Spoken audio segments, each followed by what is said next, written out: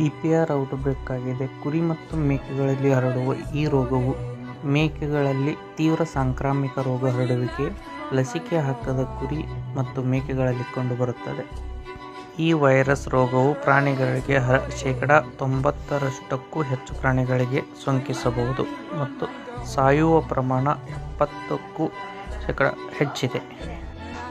ವೈರಸ್ನಿಂದ ಹರಡುವ ಸಾಂಕ್ರಾಮಿಕ ರೋಗವಾಗಿರುವ ಪಿಪಿಆರ್ ಅಥವಾ ಹಿರೇಬೇನೆ ಕುರಿ ಮೇಕೆಗಳಲ್ಲಿ ದೇಹವೊಕ್ಕ ಕೆಲವೇ ದಿನಗಳಲ್ಲಿ ಬಾಯಲ್ಲಿ ಹುಣ್ಣು, ಭೇದಿ, ಕೆಮ್ಮು, ಕಣ್ಣಿನಲ್ಲಿ ನೀರು ಸೋರುವುದು.